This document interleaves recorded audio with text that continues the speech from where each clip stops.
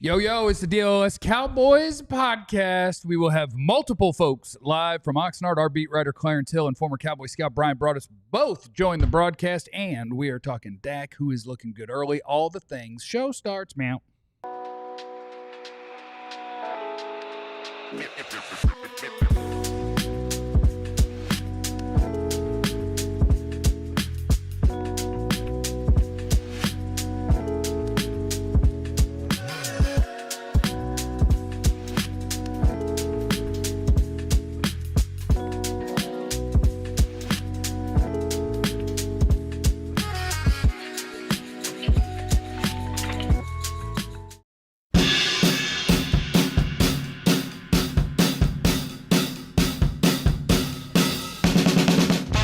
What's up, everybody? We're fighting now. Fight.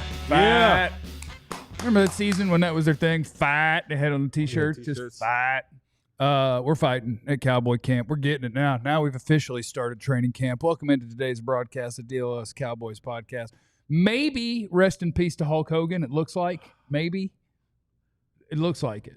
I guess because Is that Recky Specky? No, not. If it's Recky Specky, a lot of folks is Recky Specky in it. Okay. But Are you not sure if we want to go R.I.P.? that's not something I don't want to go R.I.P. I don't know if I want to go R.I.P. You want to just say Hulk Hogan's dead? I will say thoughts and prayers to the Hogan family. There you go. T's and P's to the Hogan family. Let's get it. My name is Jeff. I'm next to former Cowboy wide receiver Jesse Holley. There's a lot of black people who want to be Hogwarts. Wow. A lot of black people who want to be Hogwarts. I want to be Hogwarts. Shout out to Joe Knows, first in the building. Yes. There's a lot of black people that want to be Hogwarts, though. That's not you don't be Hogwarts. Is that Hogwarts is the school. They go to Hogwarts. now? It's even funnier. So they want to be wizards. They will. Okay. All right. Or witches. Either one. They want Male, to go female. Okay. I thought Hogwarts was like a thing. It's the school. It's the school. Yeah, for you the go Huff and to Puffs. Hogwarts, and that is where you are split into your houses. Huff and Puff. Hufflepuffs, Ravenclaws, Gryffindors, and Slytherins. Okay. Slytherins are the bad ones. Not always. It doesn't mean you're bad, but they tend to be the ones that end up bad. If you're black and you attend Hogwarts, Yeah. what house would you be in? Slytherin. You're not black. Oh, I'm a Ravenclaw. I'm a Hufflepuff. You are a Hufflepuff. I don't even know what a Hufflepuff I think you are a means, but a Hufflepuff. Hufflepuff feels like They're the happiest, cheeriest kind of, yeah. Nuck if you huff and puff. There we go. Yeah. Have you seen the thing about how Nuck If You Buck should be the national anthem? No. Oh, it's but I would amazing. love it. Oh, it's I amazing. would love for Nuck Amazing. If You Buck to be the national. I'll stand for that. Picture the Olympics.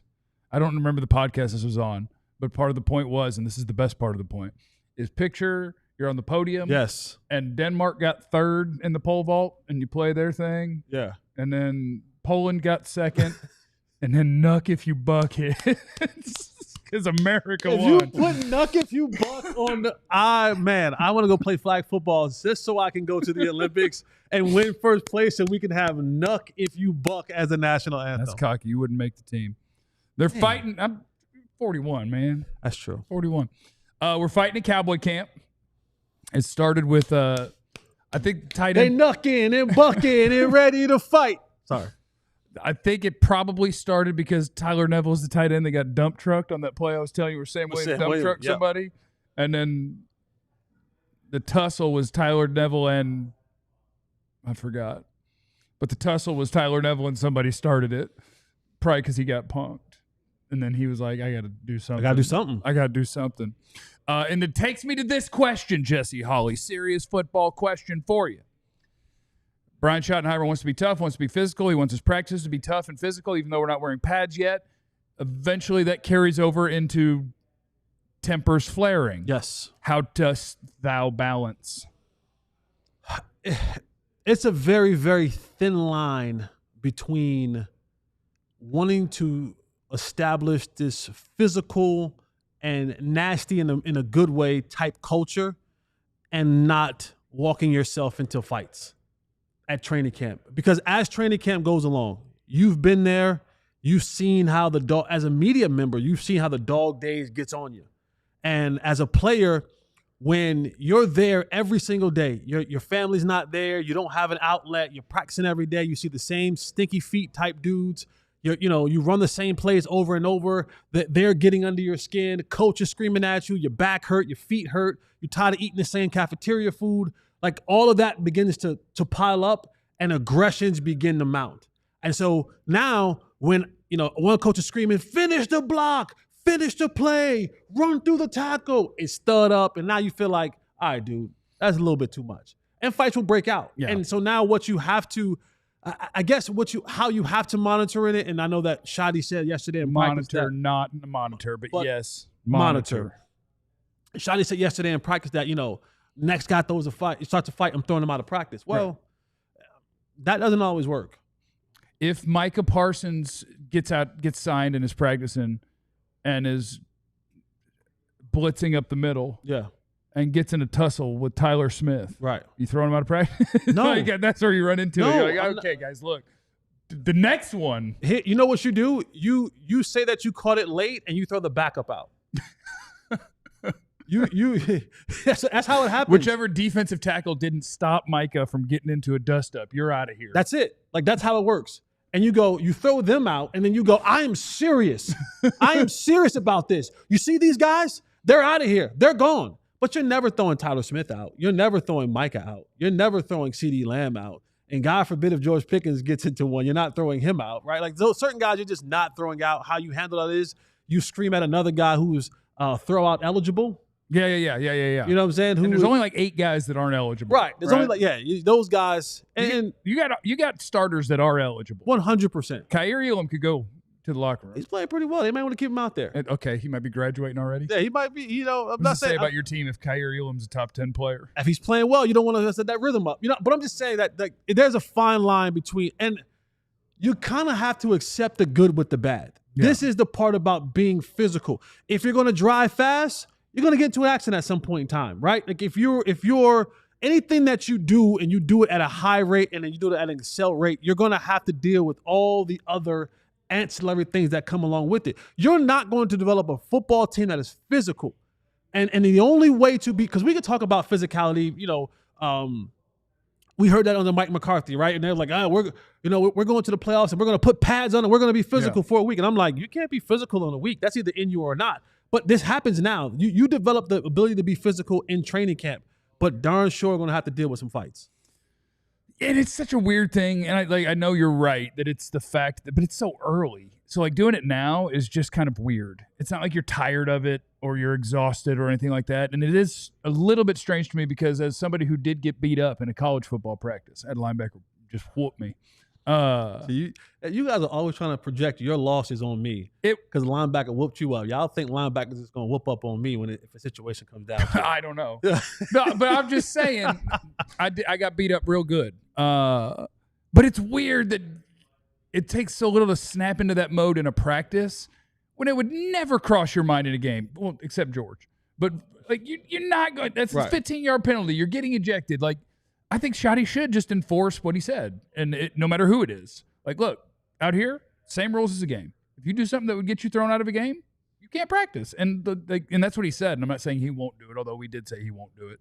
If the best players get it. It's just weird to me that in practice you're so willing to do something that inside the actual sport you would never. The only coach that I've been around, and in my time, I've been around Marvin Lewis, I've been around Jason Garrett, Wade Phillips, and I was around Bill Belichick.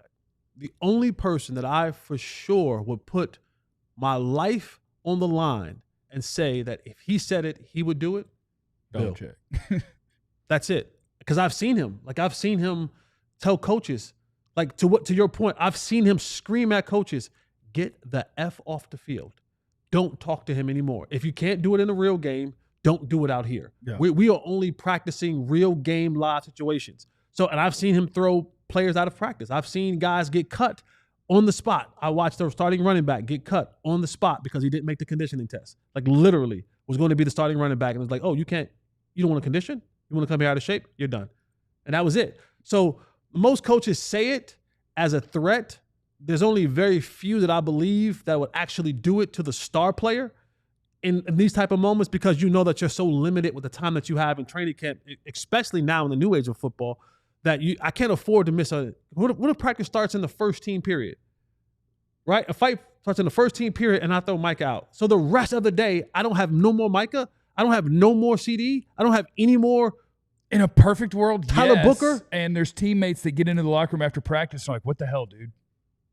No, it doesn't happen that way. It doesn't, that second part doesn't happen that way.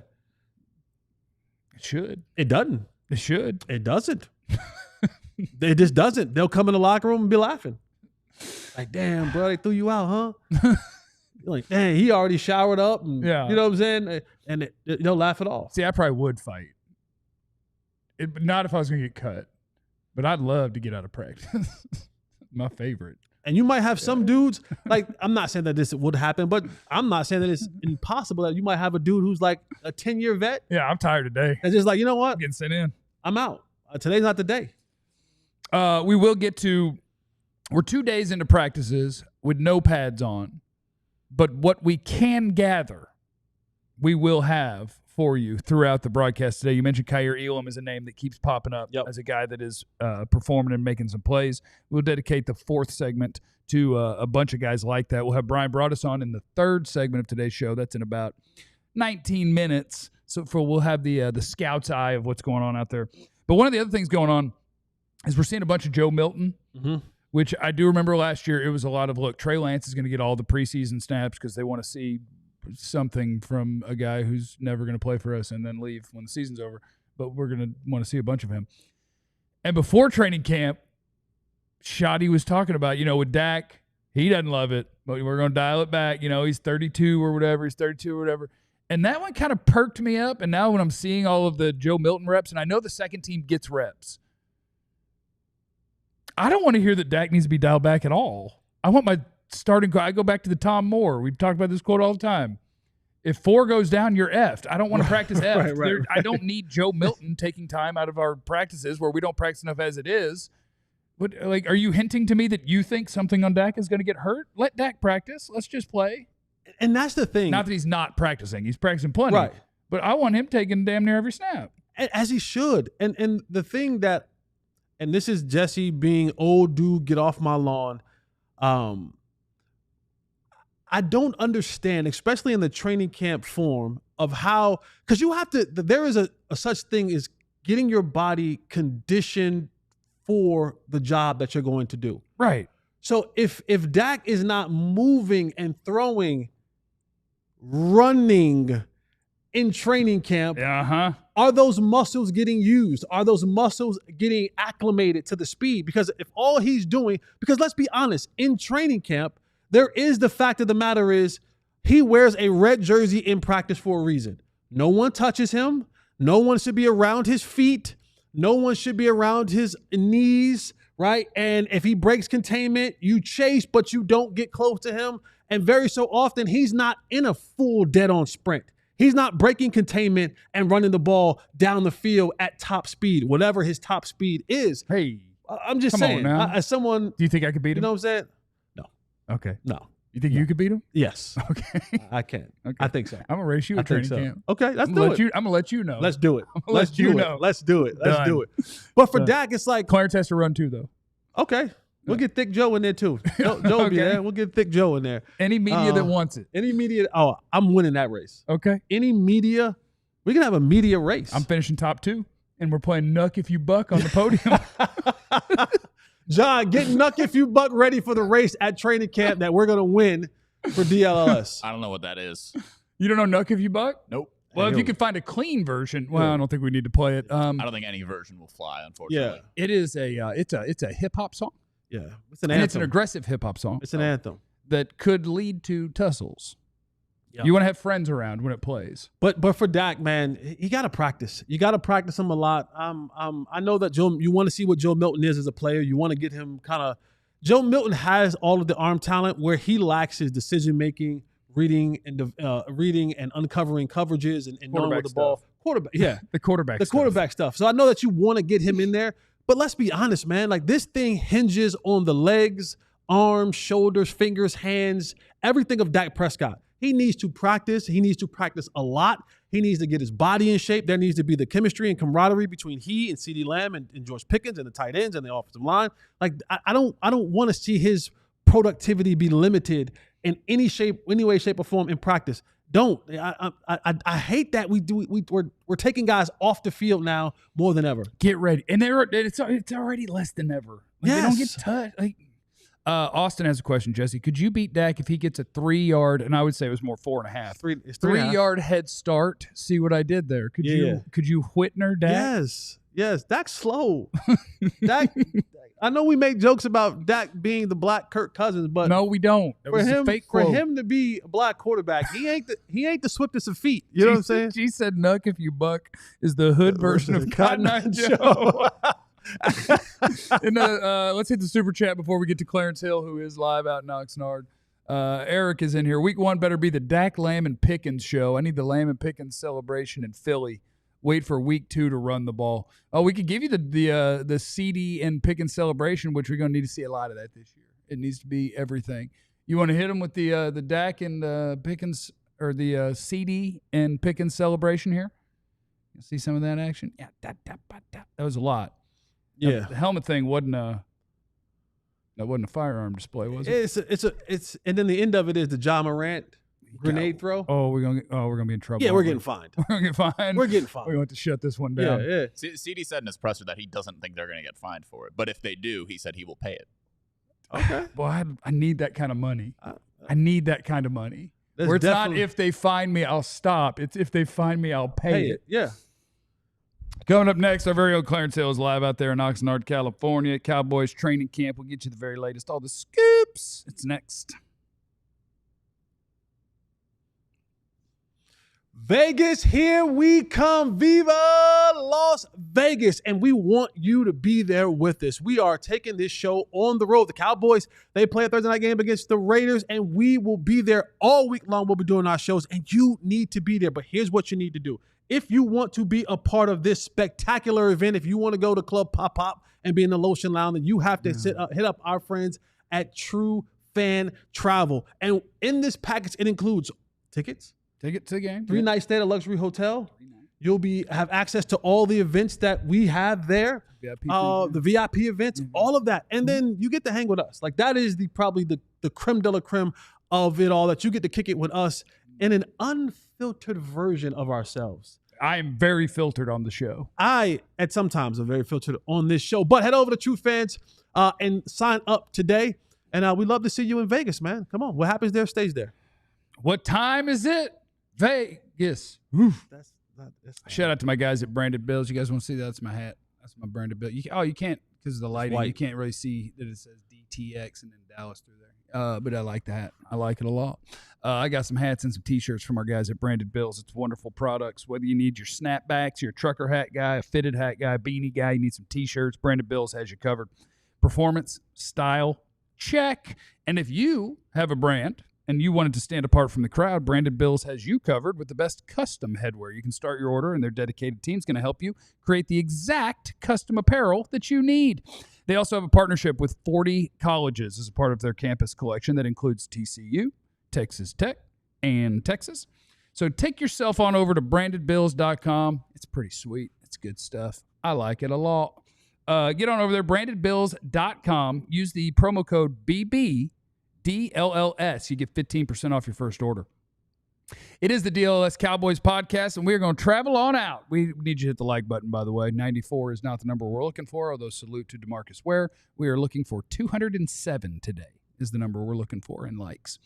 We're going to go visit with Clarence Hill. He is in Oxnard, California, and let's see. He ain't here, though.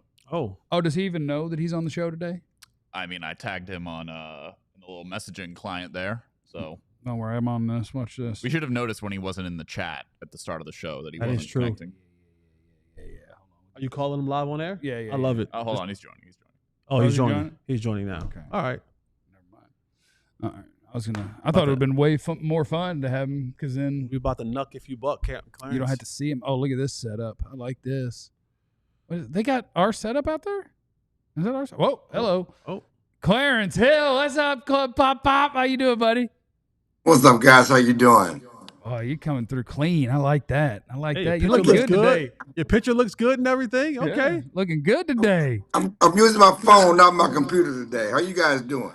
Great. What's all scattered on the couch behind you? Is that just all of your laundry? That's just a blanket. It's just one blanket. I slept on the couch. What?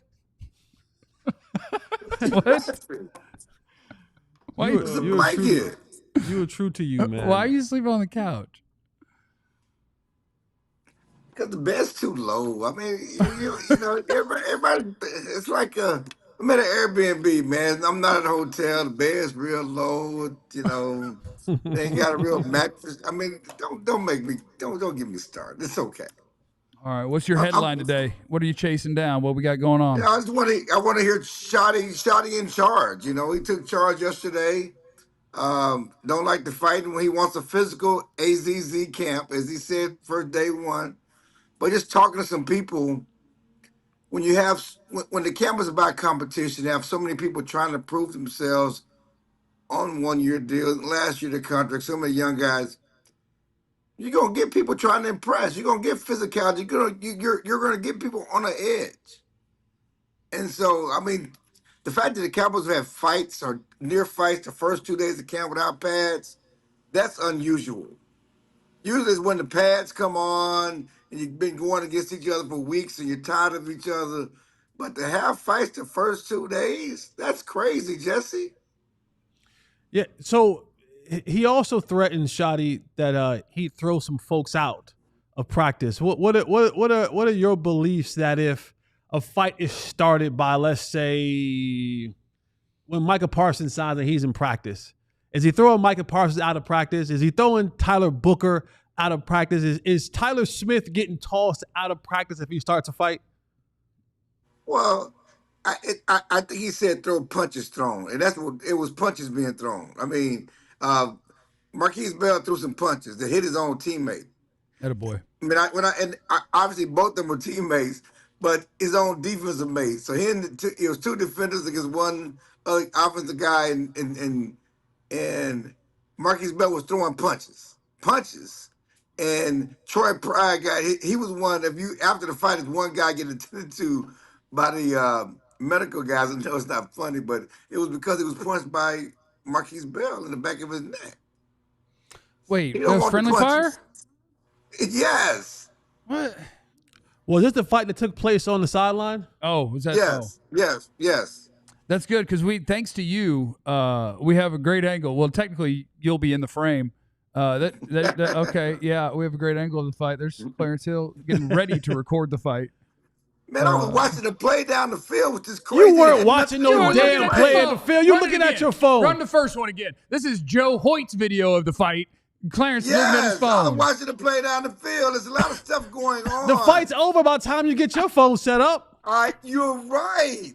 Because I'm trying to tweet, I'm trying to video play, I'm trying to send it. You're right. It's over by the time because I'm doing other things. I mean, good. It's t-shirts and shorts. Clarence, back up in your shot. About? No. Okay, this is good. I want to be as unbothered with chaos happening around me as you are at the beginning of this video. When this video starts, fights happening, you're unbothered. Look at there. Then you're like, we're I'm unbothered. You hear the screaming, and then you're like, yo, what's going on over here? Because it had nothing to do with the play. The play's in front of us, and somebody's down the field. I'm looking at the field, and I'm looking at my phone because I'm trying to send videos back to the office, and all of a sudden I hear this commotion to my left. And so I'm getting it ready. But you know what? You ever see that commercial? On. That commercial with the old man who's fishing, and he has $1 on the end of the string, and he got to go, you got to be quicker than that. That's you. You're the old man. You got to be quicker than that, man. You got to keep your head on the swivel at all times out there.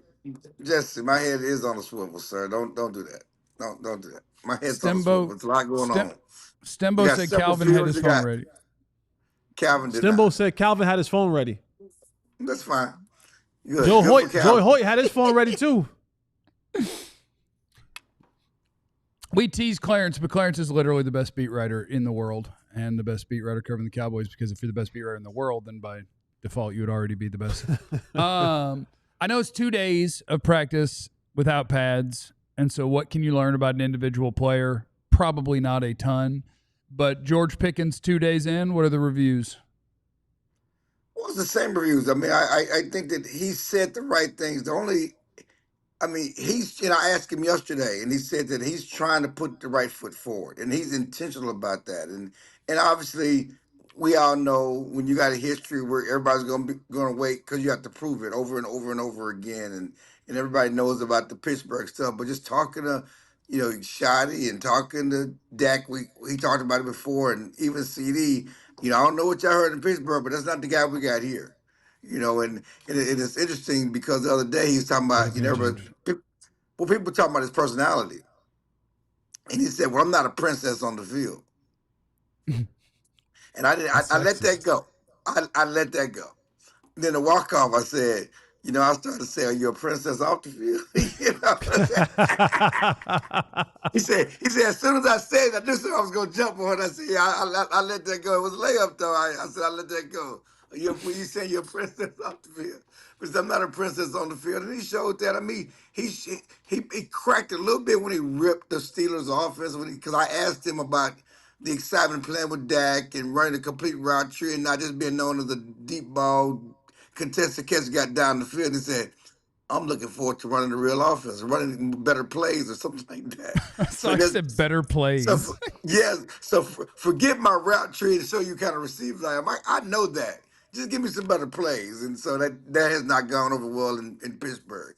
But he's been vocal about, even when he was in Pittsburgh, about their unimaginative offense and stuff like that. So, and he believes that that's was part of his frustration coming to Dallas. With everything that got going on with CeeDee, with the way Dak is going to throw the ball around to those guys, he can't be happy. So he's played well on the field, certainly in practice. He's continued to say the right things. CeeDee openly talked yesterday, and it was probably the best we've ever heard CeeDee talk. He admitted that he missed his teammates and not being at camp hurt him. And he and Dak weren't on the same page, and there's some things he needs to be and need to be at camp. Like, they had a great, he caught 101 balls, but he's, obviously gave a warning to the league that, when Dak is healthy and I play 17 games, we're going to blow up, and so everybody knows what it's going to be like when Dak plays 17 games with me and my numbers are going to blow up because I'm one of the best receivers in the league. Speaking of Dak, Schotty talked about Dak's workload in this training camp and what it would be and how he may be pulling back a little bit on Dak.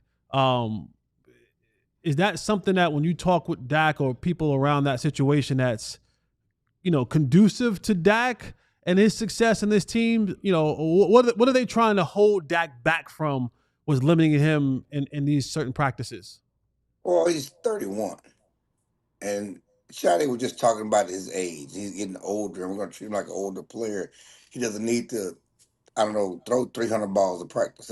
That's what he's talking about. I don't think it's obviously Dak is a guy that likes to work hard and can overwork. I think he got injured a couple of years ago for overuse because he throws too much in practice and throws too much. Sometimes that's why they have 4 quarterbacks in practice to divvy up the passing load. They only have 3. But he just, I don't think it's a big deal. And, Dak has not played in the preseason since before he took 2020. And I don't anticipate him playing in the preseason again. And so he's just trying to come up with ways to talk about how they're going to maximize Dak getting ready to go, but not overuse him in practice for sure. But is Dak taking every first team snap? Like, is Milton walking in and taking first team snaps? Well, no. I'm going to say no, and I'm going to say hell no. And well, no. I don't mean from like, oh my God, watch out for Joe Milton. I just mean like, are they giving Dak time off while the ones are in? Because I don't want that. But that's how people will be, right? As soon as he takes the first team, Milton's going to pass down. I mean, it's crazy. And listen, he's still overthrow. He has a great strong arm. He has a live arm, and people are just putting too much dip on the chip so far with his live arm. Because I'm not. That's not what I was thinking at all. I'm just hoping that I just don't want. I'm just making sure that we're getting Dak actually ready. In every rep with the first team to go play football.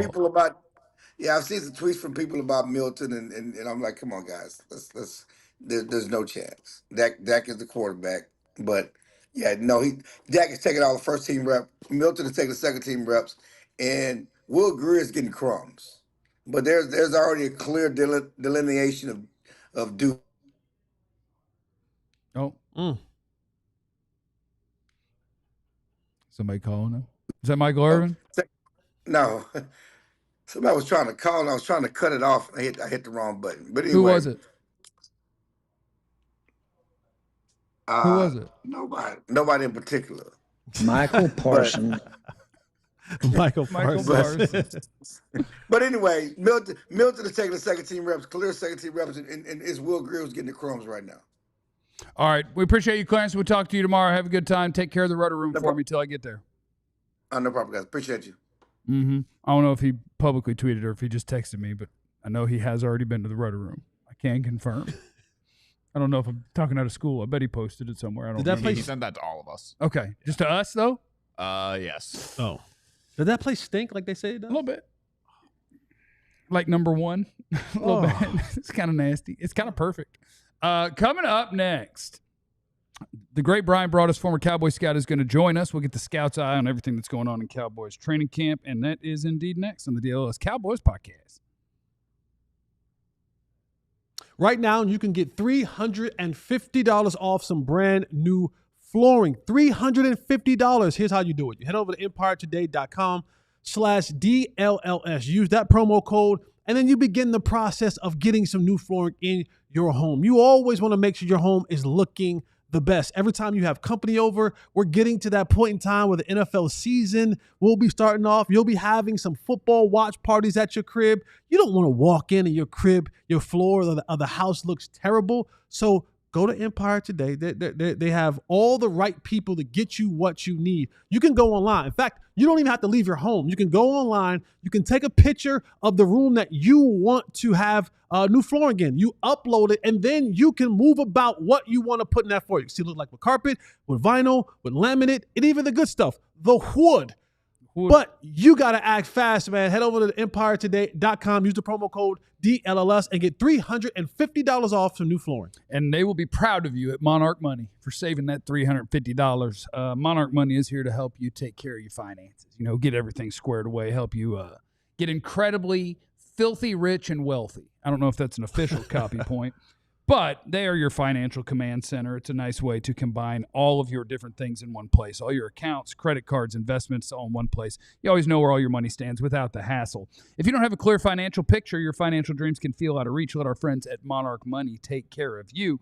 It was named Wall Street Journal's best budgeting app of 2025. Join over 1 million households using Monarch Money, the top recommended personal finance app by users and experts with over 30,000 five-star reviews. That's a big number. Did you know financial stress is one of the top reasons relationships fall apart? Don't let that happen to you. Hit up our friends at Monarch Money. Get control of your overall finances. Use the code DLLS at monarchmoney.com. You'll get half off your first year, 50% off the first year. monarchmoney.com, DLLS. This is the DLLS Cowboys podcast. And looky there. Look at there. The great and powerful. Most people know him as the co-host of Trust the Tape. Yeah. A show that is on my personal YouTube channel every Tuesday and Thursday, except today, so it'll be on tomorrow instead. The great and powerful former Cowboy Scout from 105.3 The Fan, from Crown Global Media. Make sure you follow that page on YouTube, the Doing All Right podcast with Vach Lombardi. Congratulations on 100,000 subscribers, Vach. Hey, Brian, how you doing? Doing well, boys. I figured out that I can know where I need to go get carpet, and now I need to go get money. So doing great. I figured both those things out. That's great. Yeah. All the shows that you're doing, you raking in some dough. You raking in some dough. So head on over to Monarch Money, man, and get yourself ready. You know, let them take care of those money things. Make sure you're not spending money frivolously like Jeff. Yeah. I'm about to buy a pool like Jeff and really go into debt is what I want to do. 23.8 left. We got 23.8K left to pay that bad boy off. We're paying it off $226 a month. Crushing it. Brian, first 2 days of practice, love having you on because now we've got the scout's eye on this thing. And how much do you feel you can learn, and are some positions easier than some others when you are talking about no pads and whatever amount of contact they are having? Yeah, I think to me, I kind of look at maybe some scheme ideas is what I try and do. I like to see where guys line up. They are having some competitive periods out here, though. It's as Jesse would tell you, it's kind of the three hard steps: get into your block, stay off the ground, and see where that thing goes. But there's things they worked on. Obviously, with Dak being under center day one, there was some. They ran the football and they ran it with some success. Day two, they went a little bit more quick game stuff out of their shotgun packages. There were the waggles, the boots, the installations have been. It looks like that's kind of where they want the emphasis of, hey, we are going to try and run the ball, and then okay, off our running game, let's get into some of our quick game stuff. Defensively, I felt like that day one, defense got gashed a little bit just on three hard steps, a block, that kind of thing. There were more spaces, creases, gaps. So that part of it was, defensively was not great. Yesterday, much better. I think that Eberflus said, I'm going to slant the front a little bit. They're kind of an undersized group in the front seven, so maybe they're going to have to play with a little bit more of that with some angles and try and keep away from going toe to toe with people. But yeah, he even threw in some. I think he stole something from Mike Zimmer. He showed a double A gap blitz, which is something that Micah is really, really good at. When he can attack the center and attack the guard, those are the things that he's good at. And we saw that yesterday, even with Micah being in there. It's something I think that he's taking and he's just going to implement and see how it looks as part of his plan. So that's the kind of things you could get from watching practice with just the helmets and the jerseys. Brian, we've heard a lot, and you and I have both been around for a while, and we know that sometimes we hear things in training camp that doesn't quite on earth. He's been longer on earth than I have. Well, then we hear things in training camp that doesn't kind of translate to the season. And the topic of discussion yesterday and the day before has been the motion, the offense not being static, and the offense moving around and having guys moved around. Is this something that you believe that Schotty will take from training camp into the season and use it on a level of regularity for this Cowboys offense?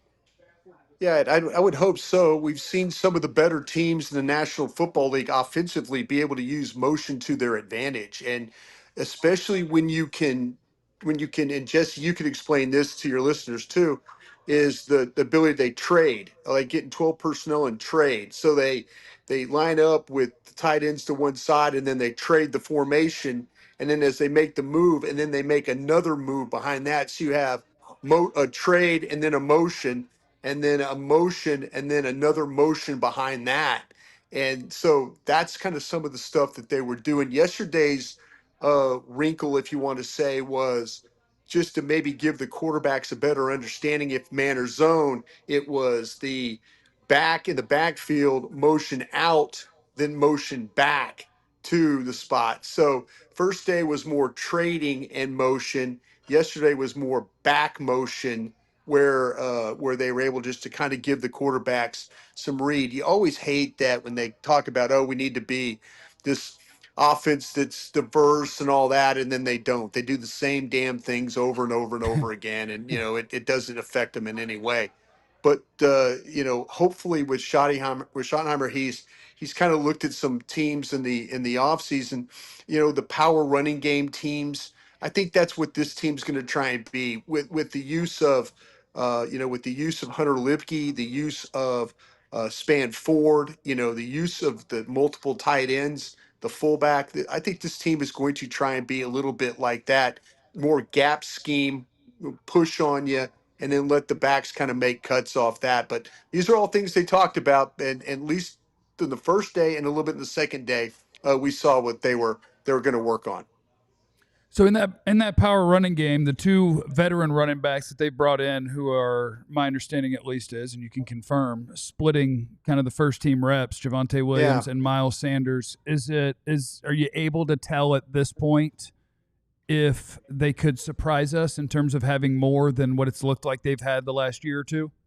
Yeah, Sanders day one looked the best of the two. They had a blitz pickup situation yesterday where Williams was in the game. and he saved Dak on a blitz pickup, and Dak was able to get the ball out. So that's kind of what I think Williams is going to be. But everything was talking about in the media portions of OTAs and mini camps were that Miles Sanders looks like he's got a little juice. And the first practice, when they were gap scheming this, and it was hard step, hip to hip, hard step, push, and then it was cut the backside off, and then there was that natural gap where that gap appeared. And then that's where I think that Miles Sanders was a little bit better than Williams when it came to, I mean, Deuce Vaughn had a couple of carries day one where he looked like, he hit it and then made the cut. So yeah, it's Miles Sanders looks like to me, he's the guy that's got that little bit of that uh, attack play side. And if it opens up, then he's able to make that play kind of going to the backside that way. Broaddus, moving from schematics offensively, defensively, more to individualized players. And I know that it's early, but one of the guys that we will consistently focus on until we get a read. And again, I know it's no pads, but I've seen some clips where left tackle Tyler Guyton, where he's won some battles and some that, guys have gone right around him and gotten the backfield, to the quarterback. Where do you gauge Tyler Guyton being kind of in relative where he was a year ago and his progress? Does he look better? Does his feet look better? Is his hands in the right place? Is he moving, lateral movement, right? Like, is all of those things kind of in line for a player at that position to kind of look like, all right, cool, when we get the pads on, this is all going to come together for this kid? Yeah, no, that's where, and you mentioned there's been some good reps for him. There was a bad rep where I mentioned the double A gap look, and it was Sanborn and Murray, and they attacked that. And what it did was it took Oso Digizua and made him play a wider technique than having to play over Guyton, and it gave Guyton a little bit of problems there. But for the most part, everything that you brought up with the balance, the foot movement, not leaning, playing with knee bend. We've seen that from Guyton. It's been encouraging from that aspect of, there was a time where Sam Williams tried to take him hard up the field, and he was able to sit down on Sam Williams and really stop Sam Williams' progress to the quarterback. But it was knee bend, hand placement, body position. He wasn't off balance in any particular way and stuff. So that part of it was very encouraging by what we've seen so far. So you mentioned like who lines up where and schematically, like those are some of the things that we can learn. When they go with three wide receivers with the first team, is it clearly CeeDee, Pickens, Tolbert? Is Jonathan Mingo in the mix? Or are they just running a bunch of receivers out there? Yeah, it's been Tolbert is what it has. Tolbert had a couple of plays yesterday where they ran with comebacks with him that were pretty good. I mean, you see him driving off the ball. They're playing a lot of 3-by-1. Again, Jesse can explain this to all your listeners and stuff, what they're doing. And, and they're trying to put Pickens and Lamb, get him on the same side, and then they're throwing Tolbert over there and then throwing somebody opposite, whether it's tight end or something like that. But they're trying to kind of play that way. But Tolbert has been the guy primarily. Turpin had a nice play on a ball that where he was making a catch down the field, was able to adjust. Mingo out of the slot made a play with Joe Milton throwing him the football, with Hall in coverage there. So yeah, but the primary, if they go with the 11 personnel stuff, it has been Tolbert, it has been Pickens, and it has been CeeDee Lamb. Broaddus, one question from the chat. They want to know, Schotty spoke about and mentioned the Wildcat, right? And that will be some things that he'll be running. Do you kind of have a little bit of an inkling of who's going to be running the Wildcat? Is it going to be Turpin? Is it going to be CeeDee? I think it's Turpin. I think it's Turpin. I think it's going to be Turpin. Yeah, I do. Every time they hand Turpin the ball, it's a 6-yard gain.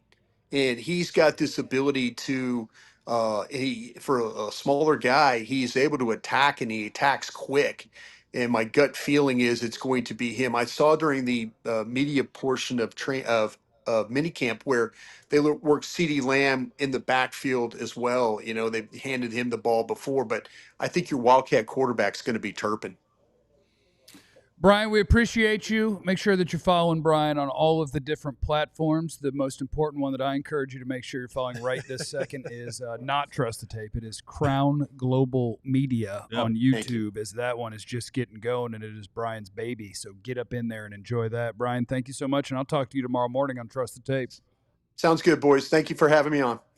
Thank you. There goes Bryan Broaddus, former Cowboy scout and a wonderful man. And people asked in the chat if we'd been part of his crawfish boils. Been to about 100 of them, and then he taught me the ways. And now I can do it myself. There you go. Don't teach a man. What does it say? Don't teach a man how to give a man a fish, he'll eat for a day. Yeah. Teach a man to fish, he'll eat for a lifetime. Something like that. Something along those lines. 96 likes. Is it only 96? Oh, you guys are only seeing one channel. Yeah, we're 169. 169 total. We're on 2 channels today. So what we're going to do is on the 2 channels combined, I'm demanding 231 before we're done. So please hit the like button if you're here. And we will finish up with some of the standouts of camp and all the things that you need to know. And that is next on the DLLS Cowboys podcast. Oh, my goodness. Training camp special. Let's go. Sign up to be a diehard on alldlls.com. That is normally $79.99 for the year. For our training camp special, it is $36 for an entire year. When you sign up to be a diehard, guess what you get to do? You get to pick a T-shirt from our merch store. Dallas versus all y'all. That's the one I'm wearing right now. I'm rocking that today. You get T-shirts. that. It's free. It's basically you get that for free. Basically free. When you pay the training camp special of $36, you get to pick that shirt. When you sign up to be a diehard, that's $36 value. Bang. Now you have a year-long diehard membership on all DLLS for that. And if I'm not mistaken, when you sign up to be a diehard, you get 20% off anything that we are a part of, right? In our events. Merch, events, all those things. Also, you can also use that for your trip to Vegas. I think so. I think so. I think so. We think so. Let me say I think so. We think so. Because at some point I was told, I don't know if you should say that one, and sometime I don't know. Okay. But maybe. Well, but maybe any event that we have, though, you'll have the entire year. We'll have the entire year that we'll have some events, and you can be a part of that, 20% off. Yeah, so it's a great deal, $36 training camp offer. Use the QR code on the screen if you're watching on YouTube, and you can see that. Get that handled up, and then you'll be signed up to be a diehard, and that'll be good. We do also want you – well, let me tell you the other things that you get if you're new around here. Other things that you get when you sign up to be a diehard. You do get to pick a T-shirt from the merch store for free, which is $36 value. Hello, cancel out the money you just spent. You also get into our Discord, where we have over 1,000 fellow DFW diehards with different channels for all sorts of things, all your sports teams, food, music, video games, whatever. We're chopping it up about all sorts of things. Ad-free experience on the website, Feet. Access to all of our diehard level content on the site, obviously. So get over there, alldlls.com. Get signed up. Take advantage of the training camp intro offer. It is the DLLS Cowboys podcast. Other news and notes from Cowboys training camp, and we would do preface everything with pads come on Sunday. This is 2 practices. There are no pads on, but I look for themes. If I see a name from everybody, basically, of, oh, yeah, nice day. Oh, he showed some stuff. And there's a guy I didn't get to talk about before training camp started that I've got a weird, wonky, wandering, meandering take, which that's what you get from ADHD kids. Deal with it. Because what I wanted to get into is I think there's a sneaky pressure on your second-round pick, Donovan Izaraku, out of Boston College, pass rusher, to be a pretty big contributor as a rookie. And I'll argue with myself about it because I do feel like pass rush / edge / defensive end is probably their deepest position, maybe best position. Yeah, we're talking about Fowler and Williams and Parsons. When we talk about that, I always like that name doesn't have to be spoken because it's like Michael Parsons. you know that name. Michael Parsons. Most of us know that name. Right. Michael Not Parsons. the GM. So it's a couple. Yeah, they're deep. So you got 5 legit guys and then a couple of possibles if you want to take it down to Peyton Turner and Tyrus Wheat. Yeah. But because I look at their roster and I'm like, ooh, running back, ooh, D-tackle, are these linebackers going to be good enough? Are you deep enough at corner to start the season? And all those different question marks. I kind of feel like it's a setup. If Izaraku doesn't force his way out there a lot and make plays, that people will look back at a decision that's the right one, which is take the best available player with premium draft picks, especially if they're at premium positions. and it's a good idea. I am a big fan of it. But I could see people looking back if you're struggling at like 4 different spots and he hasn't forced his way on the field. It's like, why didn't they pick what we knew they needed? And so I thought coming into camp, I really need to see that he can contribute right away. And it worried me a little bit that the second round thing was going on where none of them were signing, but he got his hammered out in time for camp. And that's a name that I've seen. Bryan Broaddus, after the first day of practice, mentioned him having some wins as a pass rusher. I saw this morning ESPN's Todd Archer talking about on the second day of practice. Donovan Ezeraku with some really nice pass rushes. And so that was encouraging to me that a guy that I think kind of needs it so that the fan base won't get mad about stuff that's not his fault to kind of show up and ball. Well, when you look at what Eberflus is as a defensive coordinator and the scheme that he runs, a lot of what his stuff is, he's not doing a lot of exotic stuff, right? So he's not tricking things up. He's not showing one thing over here and doing other things over here. He's basically a lot of times straight up go at you. And that's for Ezeraku, that's a specialty for him. That's his game. That's his game. Is like, you know what? Hey, give me an assignment, let me go and do it. So he fits into what your defensive coordinator wants his players to be able to do and to do effectively. Now, whether or not they've done what they needed to do to get someone to stop the run on the inside so that he can go and be a specialist, that's not, in my opinion, his fault. And you know, you'll find yourself, if they don't do their part, you'll find yourself now trying to do things with Ezeraku that he is not built to do. If this is a guy who's go wrestle, right? If this is a guy who's even his body style, he doesn't have that kneeling body style where he's kind of thick. No, he's he's compact. But he is more. But he's carrying 245. That's what I'm saying. Like he doesn't have a heavy lower body. He doesn't have thick legs. He is well. Don't get me wrong. He's a well put together dude. Right. But he's not the dude that you want in there banging up against Lane Johnson for 40 snaps a game. You know, you want that to be more 17 to 22, where there was a pass rush plays. Yeah. Where he's not having to take on that tackle, that guard combination, that fullback, that tight end. So it's for me. They have to do their due diligence as a front office, as a scouting department, and as a defense, so that Ezeraku can do what you brought him here to do. You didn't bring him here to stop the run. That's not why you brought him here.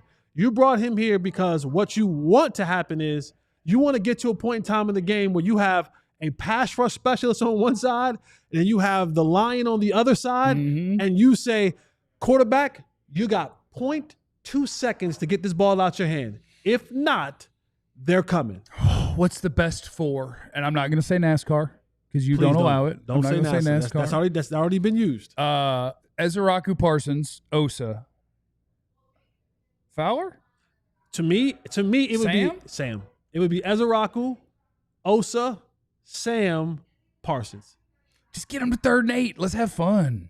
Yep. Get him to 3rd and 8 and let's have fun. And when it's 3rd and 8 for the Cowboys, throw it to number 88. So CeeDee Lamb, talking to the media yesterday, I believe this is at the podium. Yes.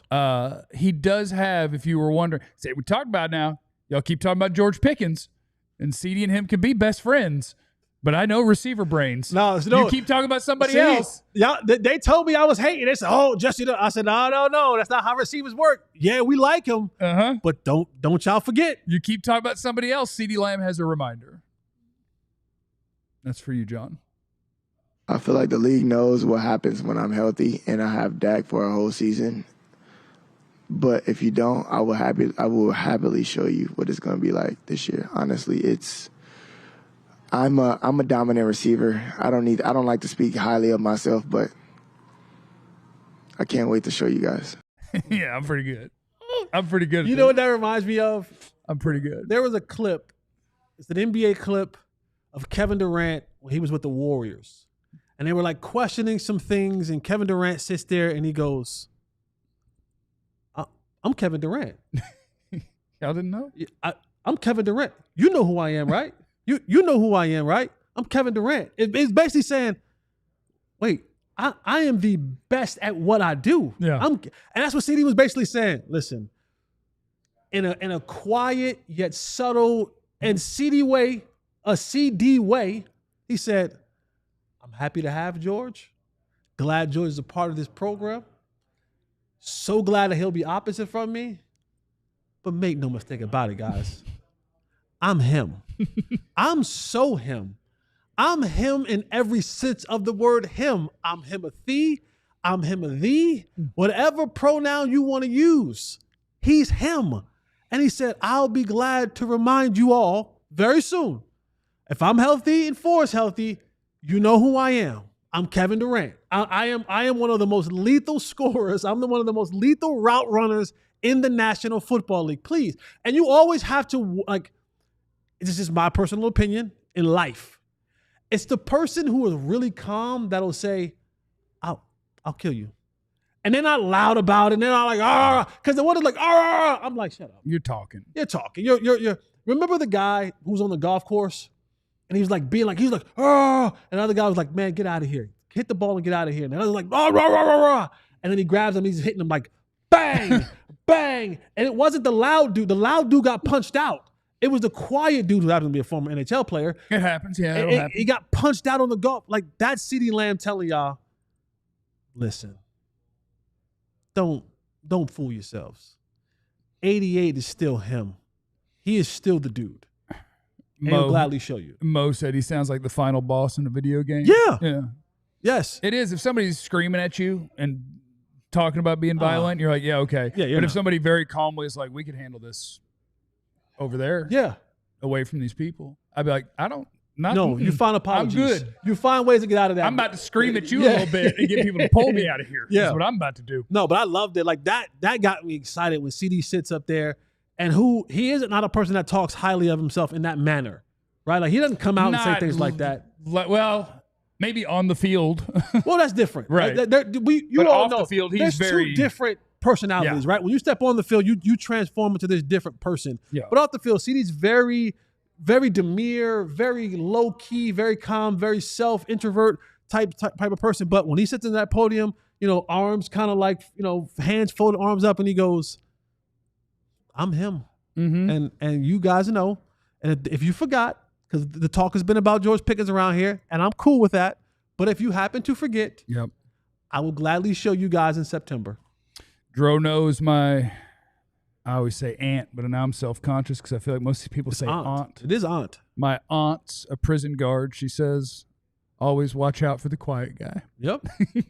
But it's going to be fun. It's going to be fun to watch those two. If we can block it a little bit, and then we'll implement our plan for stopping the run. Yep. Which is score 40. Yep. So that they can't run. and they have to keep up. Best way you got to do it.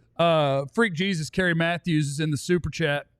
Letting Deuce loose this year, because I don't know if you missed it when Bryan Broaddus said that Deuce had some runs. Yeah. Deuce had some runs. Don't look at me like that. They're just trying to get his trade value up, send him somewhere else. Deuce going to be nasty this year. This might not make this team. The Deuce and blue back there, I don't see how Deuce makes the team. Javonte. Well, they could choose between Javonte and Miles and go blue, Lipke. I don't know. I don't know, Kerry. We keep saying, how does he find a jersey on game day? He doesn't. That's what I'm saying. Unless he's going to carry the ball 8 to 10 times, he doesn't. You're not returning. Unless he's a punt returner. You're not. Suddenly, which he's not. You're taking an all-pro off? No, I'm not. You're taking an all-pro off just to get him some He snaps? could be our trick kick returner. The guy who lays down. And you do the catch it and throw it over there? We could pick, we could put anybody that can lay down, right? Like we could put because I guess it would be if he was standing. But he can do it standing. People still might not know this. Let's also play for you the George Pickens, where George Pickens has some confidence in what he's going to do this year. Yeah. And maybe it's about how good he is, and he does believe that he's the best receiver on the planet, and I like that. But also because apparently Pittsburgh's offense was dumb. You talk about a lot of people typecast you as a contested catch guy, down the field guy. You talk about your route tree and everything you can do. Are you excited to expand that and do more than just be a deep ball guy? Yeah, I'm definitely excited to run better plays for sure. Yeah. They run better plays. Shout out also to one of my former teammates, Arthur Smith, who was who was calling the plays up there? offensive coordinator at Pittsburgh. Excited to run better plays. No, I had seen some of the nerd numbers on George Pickens where it's like his expected catch rate, I believe, was dead last in the NFL last year. And the reason is because he was running this or that. Right. So it's like, okay, so there's going to be a guy right next to me at all times. And the expected catch rate was like 53%.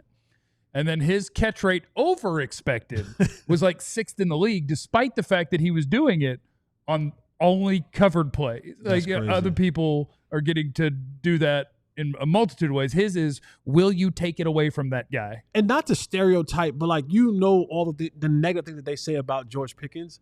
When you look at him and then you hear him talk. I had never heard him talk. He doesn't talk and look like a dude who comes with that level of ruckus. No, he sounds very calm and nice. And that's why he might be a little bit. That's why you don't want to mess with him. That's why you don't want to mess with him. All right, everybody, thanks for stopping by DLLS Cowboys podcast. 231. Today, is it 231? Is that 231? what I asked Yes, for? for 231. That's amazing. Remember that we'll be here tomorrow. And remember, you have no idea what anybody's going through. So be cool to everybody. We love you. Be easy. Eliminate the contingencies. There's a lot of black people who want to be Hogwarts. We all silly like the mayor.